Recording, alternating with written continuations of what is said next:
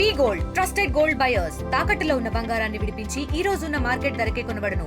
మరిన్ని వివరాలకు సంప్రదించండి 7771077720. ఈరోజు గుంటూరు సూపరింటెండెంట్ ఆఫ్ పోలీస్ వారిని కలిసి 2 రిప్రజెంటేషన్లు ఇవ్వడం జరిగింది. మొదటి రిప్రజెంటేషన్ నేను ఇచ్చాను నా పర్సనల్గా. రెండవ రిప్రజెంటేషన్ నిన్న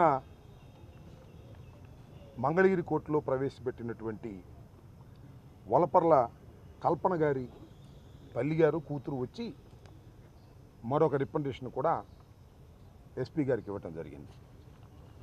మొదటి రిప్రజెంటేషన్ ఏమిటంటే, ఇంతకుముందు నేను 5వ తారీఖున అంటే సుమారుగా 5 రోజుల క్రితం పట్టాపురం పోలీస్ స్టేషన్లో సీమరాజు అనే వ్యక్తి మీద, కిరా కార్పి అనేటువంటి వ్యక్తుల మీద, ఇద్దరి మీద వారి ఐడిలో జగన్మోహన్ రెడ్డి గారి మీద, నా మీద, వైఎస్ఆర్ కాంగ్రెస్ పార్టీ నాయకుల మీద వీడియోలు, పోస్టులు అసభ్యంగా పెట్టి ప్రచారం చేస్తున్నారని, అది మా మనోభావాలని, కార్యకర్తల మనోభావాలని, మా నాయకుల అభిమానుల యొక్క మనోభావాలని దెబ్బతీసే విధంగా ఉన్నాయని, వాటి మీద యాక్షన్ తీసుకోవాలని మన 5వ తారీఖున నేను మరి కొంతమంది ప్లేటర్లు కలిసి వెళ్ళి ఇవ్వటం జరిగింది.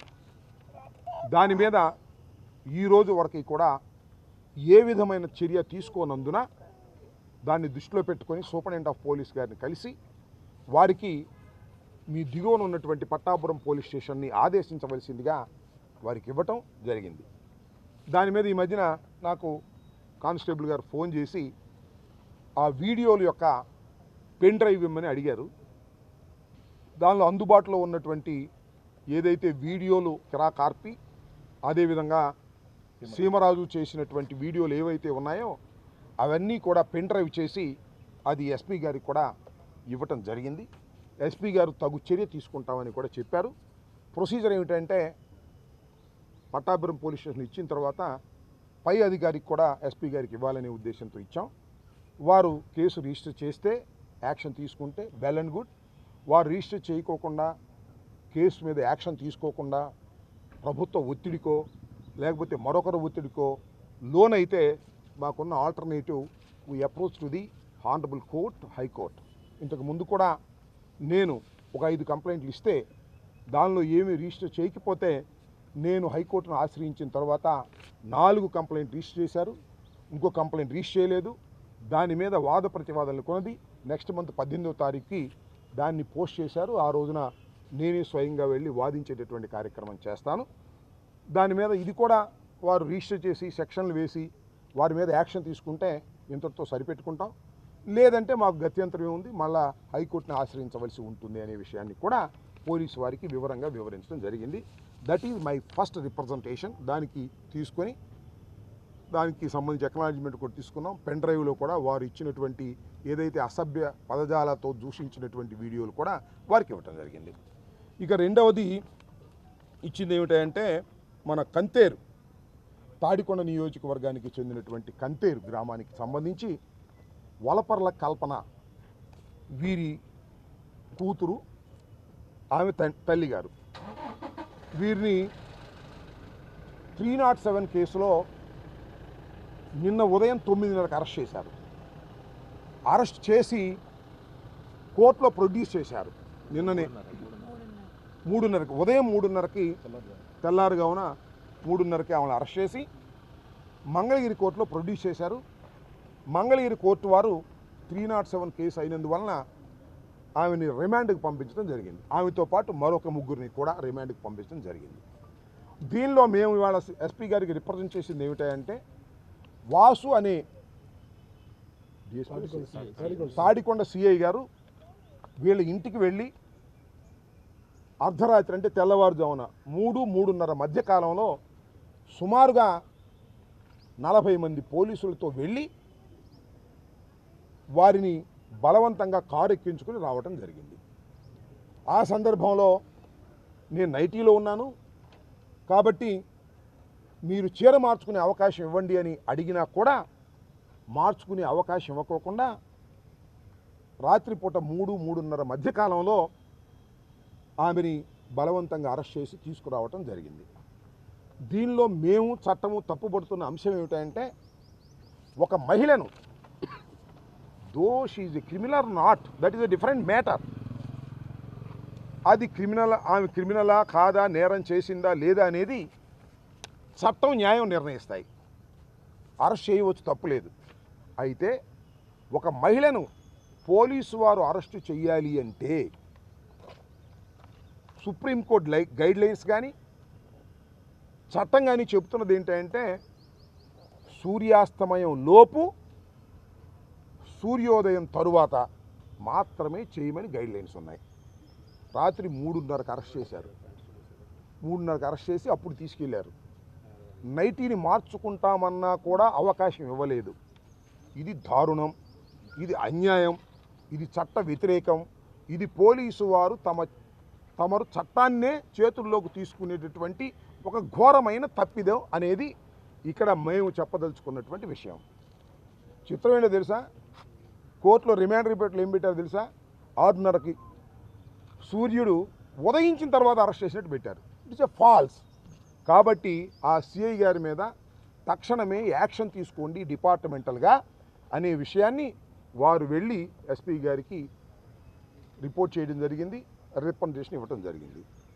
మరి యాక్షన్ తీసుకుంటే వెల్ అండ్ గుడ్.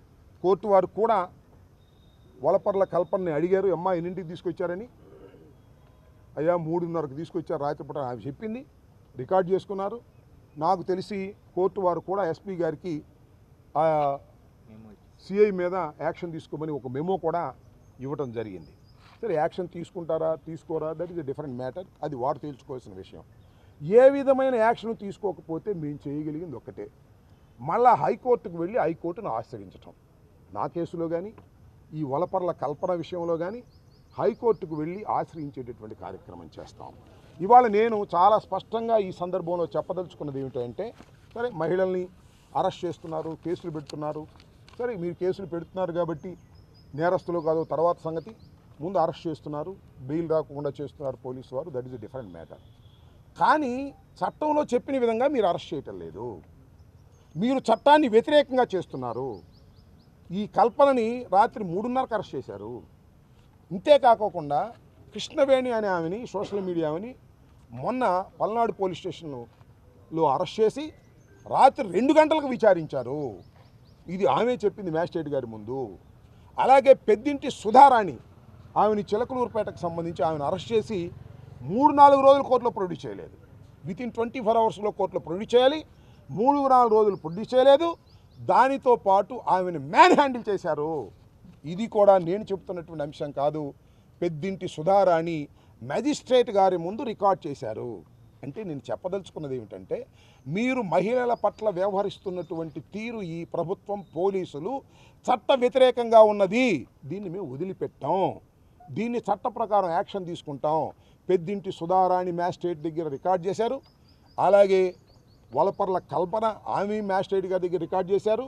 కృష్ణవేణి గారు కూడా మరి గురజాల పోలీస్ స్టేషన్, దాచేపల్లి కోర్టులో కూడా, గురజాల కోర్టులో కూడా మ్యాజిస్ట్రేట్ దగ్గర ఆమె కూడా చెప్పింది, నన్ను 2:30కి రాత్రిపూట విచారించారని. రాత్రిపూట 2:30కి సీఏలు విచారించకూడదు మహిళల్ని. ఇవి చట్టం చెబుతున్నటువంటి అంశాలు. చట్టం చెబుతున్నటువంటి అంశాలనే పోలీసు వారు పాటించకపోతే ఇంకెవరు పాటిస్తారు? This is my question. దీని మీద న్యాయ పోరాటం చేస్తామని తప్పనిసరిగా చెప్తున్నాం. కొంత రెస్పెక్ట్ ఉంది పోలీసు వారంటే, వారు యాక్షన్ తీసుకుంటారని ఆశిస్తున్నాం. యాక్షన్ తీసుకోకపోతే మాకున్నటువంటి ఆల్టర్నేటివ్ ఈజ్ ది హైకోర్టు. గత్యంతరం లేని పరిస్థితుల్లో హైకోర్టుకి ఆశ్రయిస్తాం. ఆ పని లేకుండా యాక్షన్ తీసుకుంటారని మేము ఆశిస్తున్నాం. పోలీసుల మీద ఒత్తిడి పెరిగే ఇలా పోలీసులు ఇలాంటి చర్యలు పాల్పడుతున్నారని మీరు భావిస్తున్నారా? 100%. పోలీసులే కక్ష చర్యలుగా పోలీసులకి ఏముంటుందబ్బా, పోలీసులకి ఏముంటుంది? వారి డ్యూటీ వారు చేయాలి, వారికి జీతాలు రావాలని ఉంటుంది. పోలీసు వారు ఒత్తిడికి గురవుతున్న మాట వాస్తవం.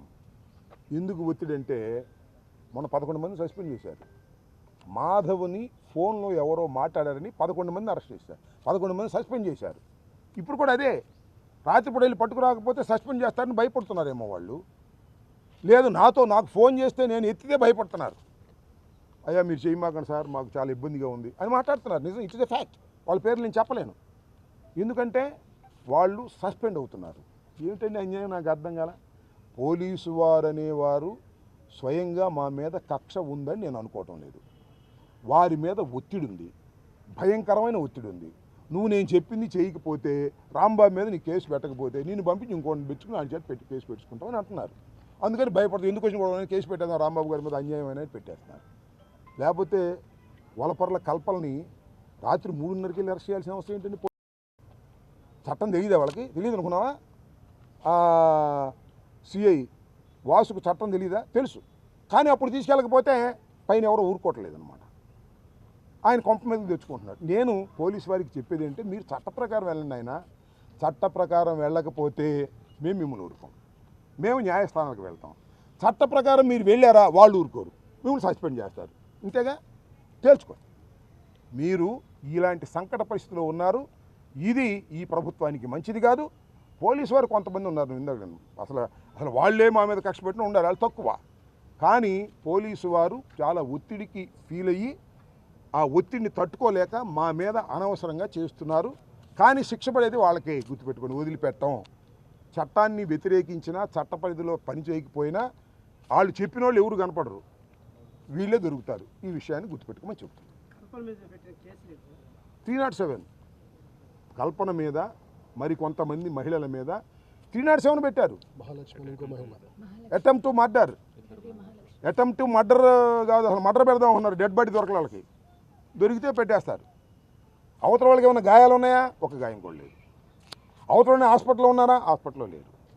అవతల ఏమైనా డాక్టర్ సర్టిఫికేట్ తీసుకున్నారా? అది కూడా లేదు. 307 వేసేశారు, కోర్టులో ప్రొడ్యూస్ చేశారు, మ్యాజిస్ట్రేట్ గారు రిమాండ్కి పంపారు. ఇక బెయిల్ కోసం మేము తండాలు పడుతున్నాం. బెయిల్ లేట్ అయింది. ఈ లోపలే వీళ్ళ రోగం కుదిరిదిలే ఆడవాళ్ళని తీసుకెళ్ళి లోపలేసేటటువంటి పరిస్థితికి ఈ ప్రభుత్వం, కూటమి ప్రభుత్వం దిగజారిపోయింది. దీనిలో చివరికి శిక్ష పడేది పోలీసు వారికే తప్పు చేస్తే. కానీ పోలీసు వారు చెయ్యని నేరానికంటే ఎవరు ఒత్తిడికో చేసిన నేరానికి మీరు బలవుతున్నారు నాయన పోలీసు వారు, గుర్తుపెట్టుకోమని మాత్రం వారికి చెప్పదలుచుకున్నాను సలహా. ఇవాళ మేము ఉంటాం, రేపు ఇవాళ వాళ్ళు ఉంటారు, రేపు మేము వస్తాం. నిన్నంట ఎవరండి, ఆంధ్రజ్యోతిను ఈనాడు దర్జాగా మాకంట అక్కడ ఏంటది రాచమర్యాదలు చేశారంట. చెట్టు కింద ఇట్లా కూర్చున్నాం, 2 చైర్లు ఉంటే ఆ 2 సిఐది డిఎస్పీ దండ దాని మీద రాసి ఉందా, ప్లాస్టిక్ చైర్లు. అక్కడ చైర్ ఉందండి, వెళ్ళి కూర్చుంటాం కాదంటారా? మేము మంత్రులు చేసిన వాళ్ళమే. దానికి ఈనాడికి ఆంధ్రజ్యోతికి పాపం ఆయన చనిపోయాడు అనుకో, రామోజీరావు గారు, ఇప్పుడు ఆయన అబ్బాయి ఉన్నాడు రాధాకృష్ణకి. అసలు మేము మంత్రులు చేసిన వాళ్ళు చెట్టు కింద చైరేసి కూర్చున్నా కూడా భరించేటట్లేరు. అంటే ఊరిని నుంచోవాలేమో మేము కూడా వెళ్ళి. ఏమిటిదో నాకు అర్థం కాల, దుర్మార్గంగా ఉంది వ్యవహారం. అందువల్ల నేను ఈ విషయాన్ని మీకు ప్రత్యేకంగా చెప్పాల్సిన అవసరం లేదు. పోలీసు వారు ఒత్తిడి గురై ఏమైనా తప్పులు చేస్తే పోలీసు వారే శిక్షించబడతారు తప్ప లోకేష్ ఒత్తిడి చేసి పెడితేనో లేకపోతే ఇంకోళ్ళు పెడితేనో వాళ్ళు ఏమి శిక్ష పడాలి, తప్పు పోతారు రేపు. అది గుర్తుపెట్టి. మాకు కూడా ఏంటంటే కొన్ని చోట్ల నమస్కారం పెడుతున్నారు పోలీసు వారు, అక్కడక్కడ ఆ నమస్కారం పెడితే వాళ్ళు ట్రాన్స్ఫర్ చేసేటట్టు ఉన్నారు. ఎందుకంటే నమస్కారం అంటే మీరు వాళ్ళందరూ మా దగ్గరికి వచ్చిన వాళ్ళే కదా, డిఎస్పీలు, సిఐలు, ఎస్ఐలు మా దగ్గరికి వచ్చి నమస్కారం పెట్టి పోస్టింగ్ అడగలేదా? మేము లేదా? మాకేమైనా కొత్త? మళ్ళీ మేము రావా? మళ్ళీ మా దగ్గర రారా? అరే గౌరవాన్ని ఇచ్చి పుచ్చుకుంటే అది తప్పు అయిపోయినట్టు ఆంధ్రజ్యోతి ఈనాడు పెద్ద పెద్ద పుంకాలుగా వార్తలు రాస్తున్నారు. వాళ్ళ కర్మ, ప్రజలు అర్థం చేసుకోవాలని ఈ సందర్భంగా కోరుతున్నారు. ఇండియా పాకిస్తాన్ ఉద్రిక్తతలపై లేటెస్ట్ అప్డేట్స్ కోసం డౌన్లోడ్ చేసుకోండి RTV లైవ్ యాప్.